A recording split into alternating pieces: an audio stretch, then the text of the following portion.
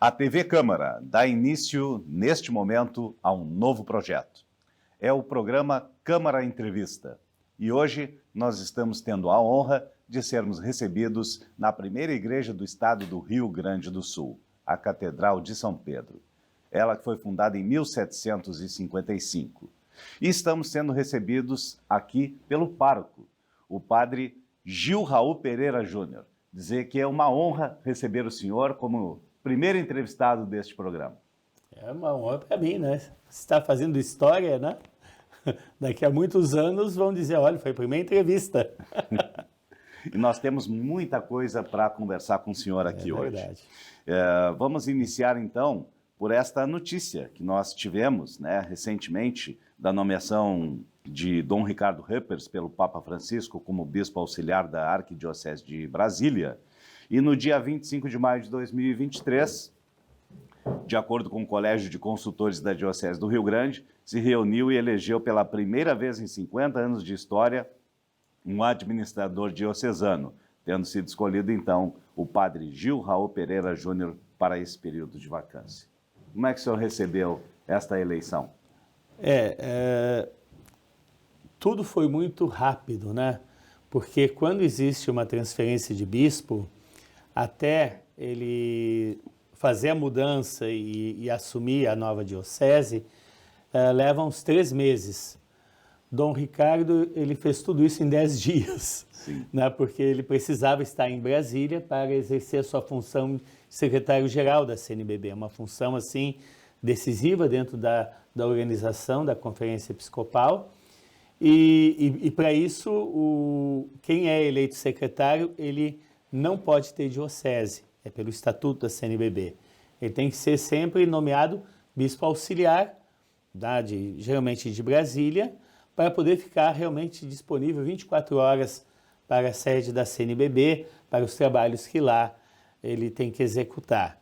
Então, em 10 dias, a nossa diocese estava indo tranquilamente, funcionando, né? De repente foi esse turbilhão de coisas muito rapidamente aconteceram, e aí nós reunimos o Colégio de Consultores, que é um conselho de 6 padres, nomeados pelo bispo, e esse Colégio de Consultores, então, na sua reunião, fez a votação para a escolha do administrador diocesano. O que significa isso? Que a diocese, enquanto estiver vacante, sem bispo, ela não pode ficar acéfala, tem que ter alguém na coordenação da diocese, respondendo interinamente pela diocese, e é essa a figura do administrador diocesano, para a qual eu fui eleito, e estamos aí, fazendo com que as coisas continuem funcionando, porque a diocese não pode parar. Pois então, essa é a pergunta. Quais são as suas funções a partir desta eleição? Um casal de amigos definiu muito bem, o administrador diocesano é o bispo genérico. O que significa isso, né? Eu exerço todas as funções de um bispo diocesano, exceto por exemplo, a ordenação de padres ou diáconos. Isso eu não posso fazer porque eu não sou bispo. Sim. Né? Eu tenho a função ordinária de coordenar a diocese, mas eu não tenho o caráter episcopal, né? Inclusive, nós vamos ter uma ordenação de 5 diáconos permanentes em setembro e convidamos, então, Dom Ricardo para vir fazer a ordenação. Ele virá a Rio Grande fazer a ordenação desses novos 5 diáconos.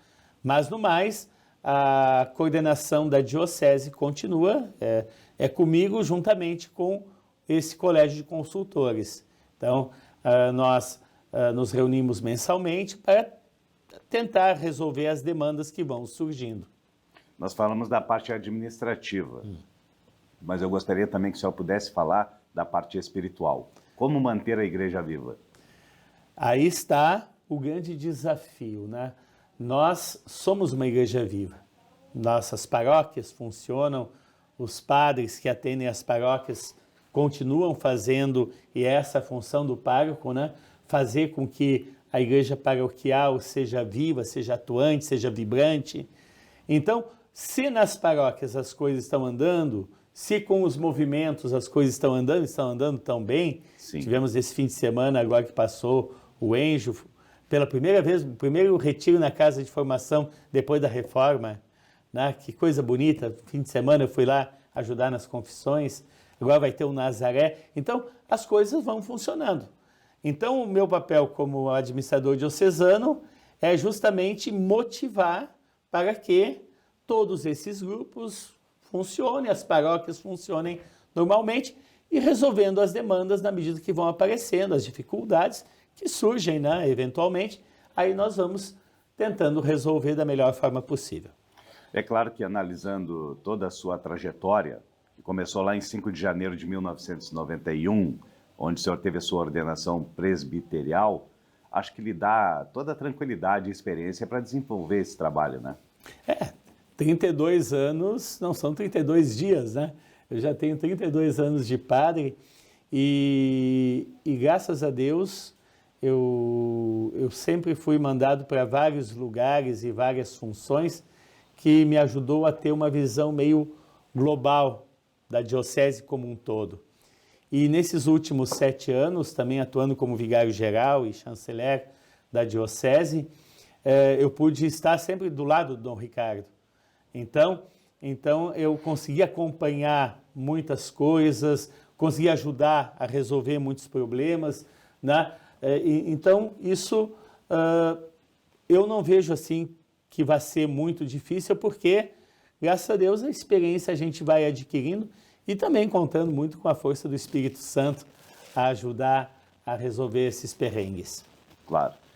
Com relação também a essa parte administrativa, aqui também o senhor tem auxílio, né, de outras pessoas?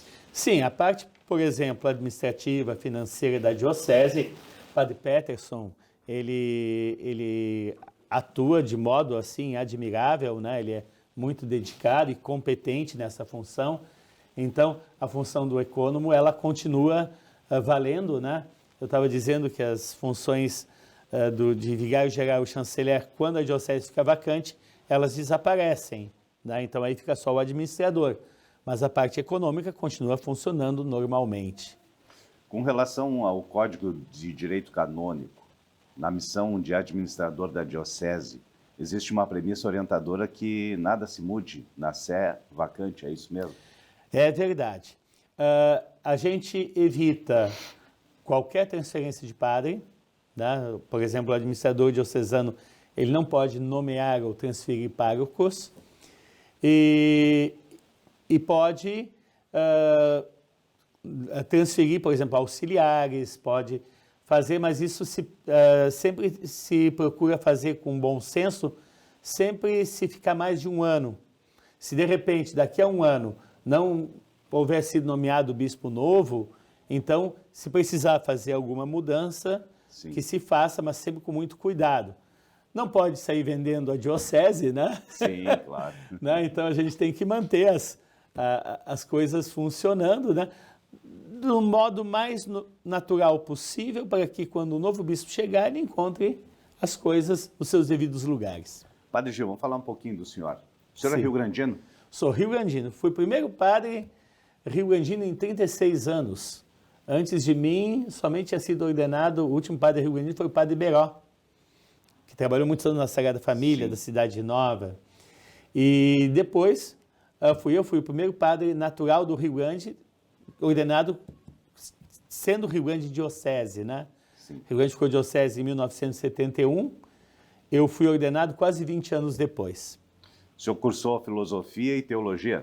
Isso, eu fiz seminário menor, a 8ª série e ensino médio em Pelotas, porque não tinha em Rio Grande seminário na época, de 81 a fim de 84. 85 e 86, a diocese tinha um convênio com os padres palotinos em Santa Maria. Então eu fui cursar filosofia no Colégio Máximo Palotino. Nesse período, em 86, houve a mudança de bispo, Dom José Mário assumiu, e aí ele me mandou fazer teologia no seminário de Viamão, onde eu fiquei, fiz curso de teologia de 87 a fim de 90. E em janeiro de 91 foi ordenado padre. E posteriormente o senhor foi para fora do país também fazer o mestrado. Isso. Foi uma oportunidade assim maravilhosa, né? no ano de 1999, Dom José Mário, eu trabalhava em Santa Vitória, e Dom José Mário me propôs, que ele recebeu essa proposta da Arquidiocese de Viena, que precisavam de um padre que fosse trabalhar com os brasileiros lá, com a possibilidade de estudar na Universidade de Viena. Então aí eu fui capelão da comunidade brasileira de Viena e fiz mestrado entre os anos 2000 até metade de 2003. O senhor também já teve outras funções em outras paróquias, foi professor, inclusive? Sim, sim. Eu atuei em praticamente todas as paróquias da diocese. Comecei em Santa Vitória, em 91 e 92. 93, 94, fui pároco da São Jorge. 95, a fim de 98, pároco da Sagrada Família, reitor do seminário. 99, voltei a Santa Vitória. De 2000 até metade de 2003, em Viena. Depois, da metade de 2003 até fim de 2009, na São José Operário, na Coab 2. 2010 a fim de 2013, estive na Igreja do Bonfim. 2014 a metade de 2016, em Mostardas e Tavares. Aí Dom Ricardo assumiu e me trouxe para Rio Grande para ser vigário geral.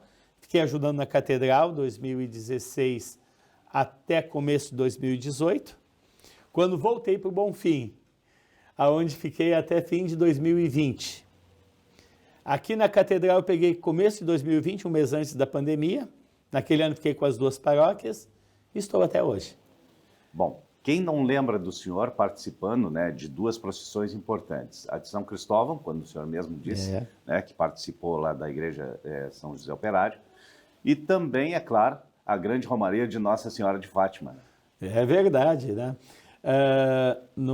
A São Cristóvão, foi a época que a festa de São Cristóvão foi a maior que nós pudemos fazer. A gente conseguia fazer 1000 almoços, era no centro de eventos, né? Sim. Foram festas fantásticas, memoráveis.